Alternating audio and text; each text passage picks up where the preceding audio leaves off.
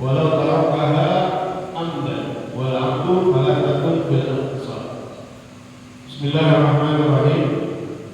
Asbabu sujudis sahwi, sebab-sebab disunnahkannya sujud sahwi. Ada ulang sedikit. Hukum sujud sahwi adalah hukumnya sunnah. Fala yakunu wajiban, enggak menjadi wajib. Ya, sujud sahwi hukumnya sunnah, tidak wajib. Illa fi halatin wahidah, kecuali dalam satu keadaan. Dalam satu keadaan ini maka sujud sahwi ini hukumnya wajib. Wahiyah yaitu sujudul ma'mum li mutaba'ati imami, sujudnya seorang makmum karena mengikuti imamnya. Jadi kalau imam sujud sahwi, makmum wajib sujud sahwi. Fa in lam yutabi'ahu batalat sholatuh. Kalau makmum enggak ikuti imam sujud sahwi, maka sembahyangnya menjadi batal. Kalau menjadi batal, harus diulang kembali. Ini ilmu, ini pelajaran. Apabila suatu saat imam sujud sahwi, maka makmum wajib sujud sahwi. Ya, asbabu sujudis sahwi, sebab sujud sahwi. Al-awwalu, yang pertama penyebabnya, fi'lu ma yubtilu 'amduhu wa la yubtilu sahwuhu idza fa'alahu nasiyan. Yang pertama, sebab sujud sahwi, melakukan sesuatu yang membatalkan sembahyang apabila dilakukannya dengan sengaja. Wala yubtilu sahwuhu idza fa'alahu nasiyan, dan tidak membatalkan apabila dikerjakannya karena lupa. Ada pekerjaan yang kalau dikerjain sengaja batal. Kalau dikerjain tidak sengaja maka tidak batal. Nah, kondisi ini apabila terjadi ya pada kita lagi sembahyang, ya kita tidak melakukan sesuatu yang tidak membatalkan sembahyang apabila dilakukan karena lupa, maka kita disunahkan sujud sahwi. Contohnya kalau balik seperti makan yang sedikit, yang kita bisa tahu bahwa makan membatalkan sembahyang apabila makannya banyak. Kalau makan sedikit, ya makan sedikit karena lupa, ini tidak membatalkan sembahyang. Batasan sedikit yaitu simsimatin atau simsimaten, ya, 1 atau 2 biji wijen. Apabila lagi sembahyang kemakan, ya makanan segede 1 atau 2 biji wijen, enggak sengaja kita makan, maka disunahkan sujud sahwi. Sembahyangnya enggak batal, ya, tapi sebelum salam kita disunahkan ya melakukan sujud sahwi. Tapi kalau kita melakukannya dengan sengaja, maka sembahyangnya batal. Ya, walaupun setengah biji wijen kita makan, ya kita makan karena sengaja aja, maka hukumnya batal. Ya, jadi yang pertama, melakukan yang membatalkan sembahyang apabila dilakukannya dengan sengaja, dan tidak membatalkan sembahyang apabila dilakukannya karena lupa. Nah, ini sebab pertama disunahkannya sujud sahwi. Ya, kemudian contoh yang kedua seperti berbicara yang banyak. Ya, berbicara yang banyak menurut Imam Ibnu Hajar 4 kalimat, 4 kata. Ya, menurut Imam Ibnu Hajar 4 kata, menurut Imam Rawi 6 kata. Nah, kita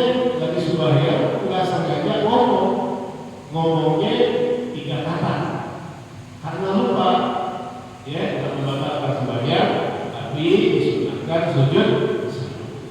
Ya. Kelas wasbani yang kedua, sujud sahwi yang kedua penyebabnya tarku ma'adhin min at'abis salat atau ba'dil ba'di. Yang kedua, disunahkan sujud sahwi apabila kita meninggalkan sebahagian dari sunnah abad dalam sembahyang. Ya, apabila kita meninggalkan sunnah abad dalam sembahyang, maka disunahkan sujud sahwi. Ya, sunnah abad tasyahud yang pertama, ya, tasyahud yang pertama itu sunnah abad. Kemudian berselawat kepada Nabi di tahiyat yang pertama juga sunnah abad. Kemudian berselawat kepada keluarga Nabi di tahiyat terakhir itu sunnah abad. Kemudian qunut sunnah abad. Kemudian berselawat kepada sahabat keluarga ketika qunut itu juga sunnah abad. Itu kita tinggalin salah satunya, maka disunahkan sujud sahwi. Ya, maka disunahkan sujud sahwi. Ya, contoh kita sembahyang, ya, enggak kerjain tahiyat yang pertama, atau kerjain tahiyat yang pertama, cuma kita tidak bersolawat kepada Nabi ketika tahiyat yang pertama, maka disunahkan sujud sahwi.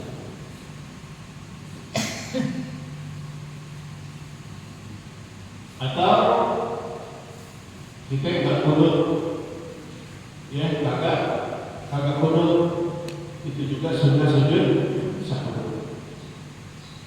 Kita qunut tapi tidak berselawat kepada keluarga, tidak berselawat kepada sahabat ketika qunut, disunahkan juga sujud sahwi. Ya, disunahkan juga sujud sahwi.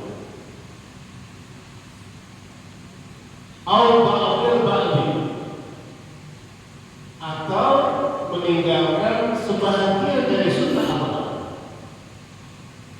Tadi meninggalkan sunnah abad, sekarang meninggalkan sebahagian dari sunnah abad. Contoh qunut, kita baca Allahumma hadina fi man hadait wa afina, kita baca karena lupa atau sengaja.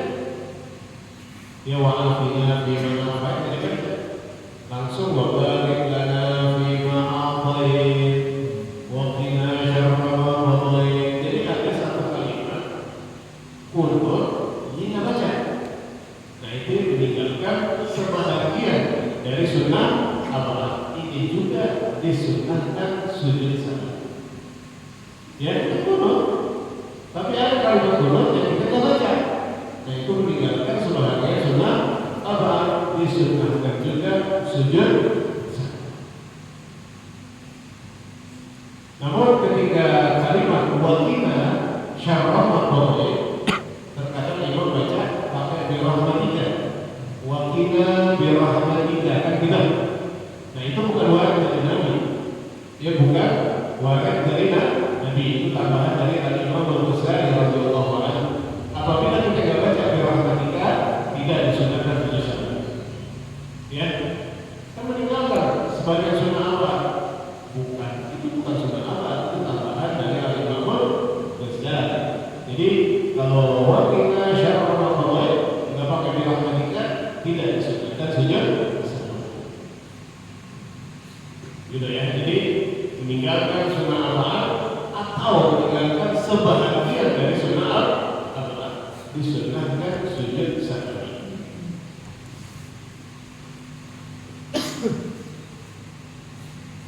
Wasalihu, kemudian dari ketiga disunahkan dia sujud sahwi penyebabnya naqlu ruknin gawliyin ila ghairi mahalli, memindahkan rukun gauli ke bukan tempat.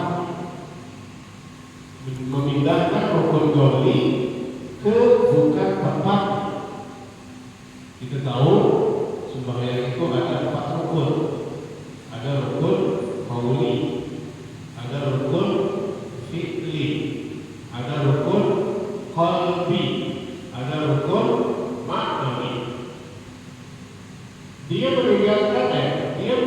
memindahkan rukun qauli kepada selain tempatnya. Contoh, habis takbiratul ihram Allahu Akbar, harusnya baca Fatihah. Ya kan, harusnya baca Fatihah.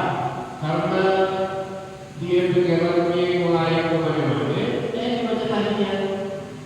Allahu Akbar, at-tahiyyatu barakatuh. Nah, itu memindahkan rukun qauli bukan pada tempat. Itu sunnah sujud sahwi. Ya, itu sunnah sujud sahwi. Atau salam. Tahiyat. Mestinya tahiyat, dia baca Fatihah. Dia mestinya tahiyat. Karena entah bagaimana atau sembahyang pikiran kan belum beres. Dia belum beres kontrak, dia pusing dulu. Ya, dia tahiyat, dia baca Fatihah. Nah, itu memindahkan rukun qauli bukan pada tempatnya. Nah, apabila terjadi pada tempat seperti itu, maka disunahkan sujud sahwi. Ya, disunahkan sujud sahwi.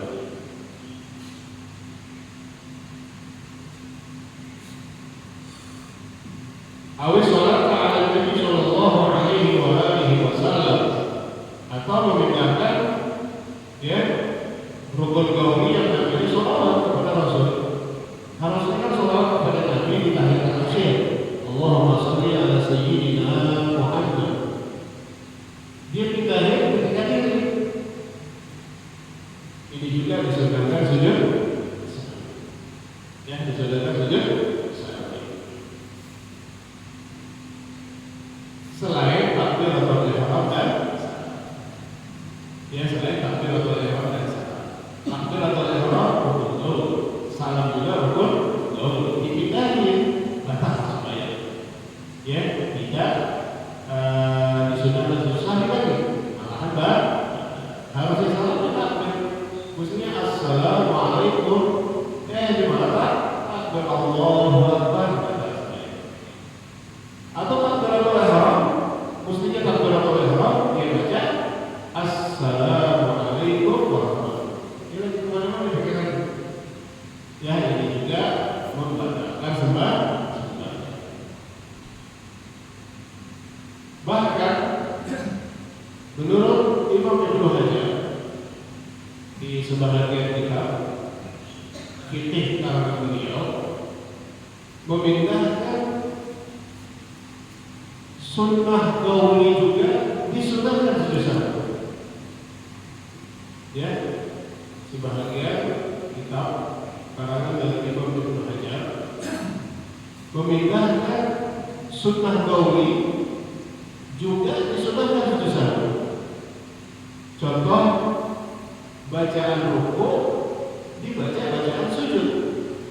Mestinya kan ruku subhana rabbiyal azim hamd, dibaca subhana rabbiyal a'la walhamd. Nah, ini memindahkan sunnah qauli ke bukan tempat.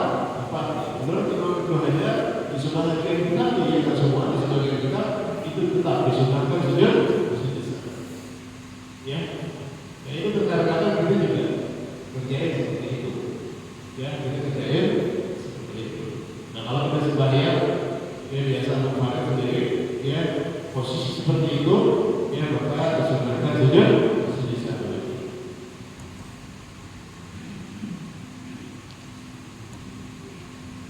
Kemudian yang terakhir, ar-rabi', yang keempat, idha'u ruknin fi'liyyin ma'a ihtimali ziyadah, melakukan rukun fi'li disertai dengan kemungkinan lebih. Melakukan rukun fi'li disertai dengan kemungkinan lebih. Contoh, dalam sembahyang syakka, dia ragu hal rakaat Allah, dia udah apa belum ya? Anda sembahyang udah apa belum? Padahal dia cuma dia lupa.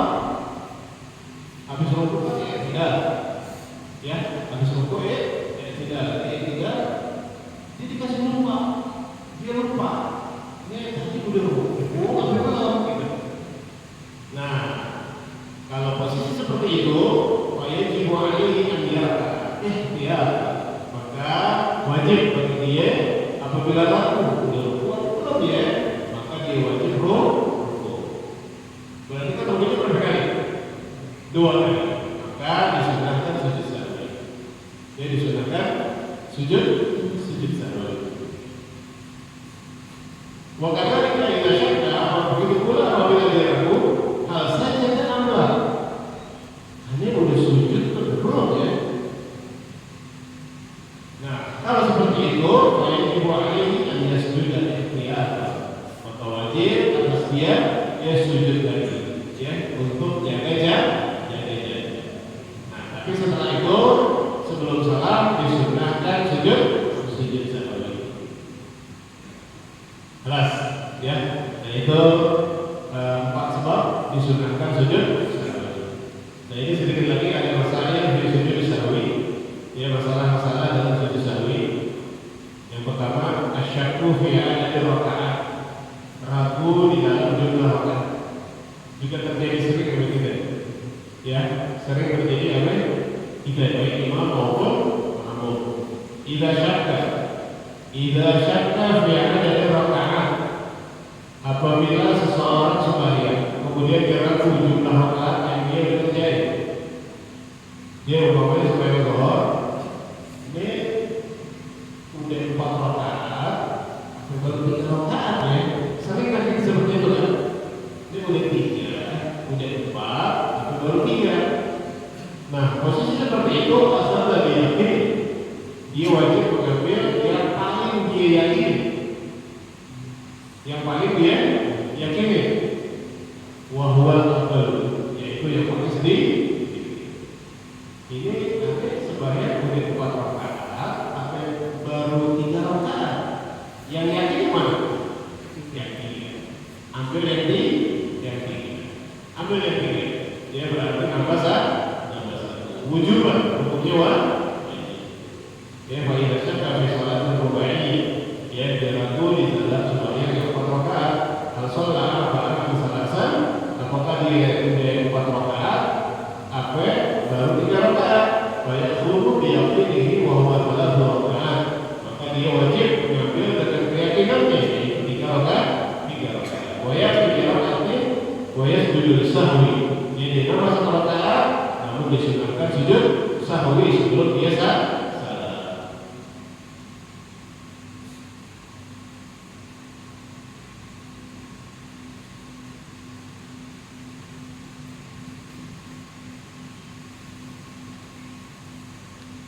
Ya. Hukum sujud sahwi dan makmum. Hukumnya sujud sahwi bagi imam. Yajibu 'ala al-ma'mum an yutabi'a imamahu fi sujud sahwi. Jadi ada wajib atas makmum mengikuti imamnya di dalam sujud sahwi. Wala yasjudu ma'mum li sahwi nafsihi. Namun makmum tidak disunahkan sujud sahwi karena lupa akan dirinya. Dalam sembahyang makmum lupa baca ya tahiyat pertama. Itu tahiyat berarti duduk, tapi dia nggak baca tahiyat karena lupa. Nah, berarti kan lupanya karena makmumnya itu sendiri. Sementara dia sembahyang jamaah wala yasjud al-ma'mum li sahwi nafsi. Ya, maka makmum tersebut enggak boleh sujud sahwi karena lupa akan diri karena posisinya tadi sebagai kerja.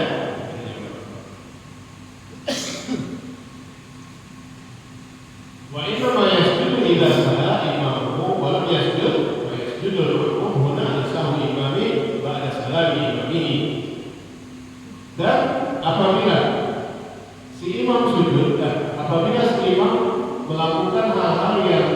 disunahkan dia melakukan sujud sahwi. Namun imam tidak sujud. Contoh, imam enggak kunut, kan disunahkan sujud sahwi, tapi imam enggak sujud sahwi, ya maka baik sujud makmum. Ya maka makmum disunahkan sujud sahwi. Lisahwi imam, karena lupa imamnya. Padahal yang lupa imam, ya disunahkan bagi makmum untuk sujud sahwi. Ba'da salami imam ini, setelah imam salam selesai, kita jangan salam, kita sujud sahwi. Setelah sujud sahwi baru kita salam.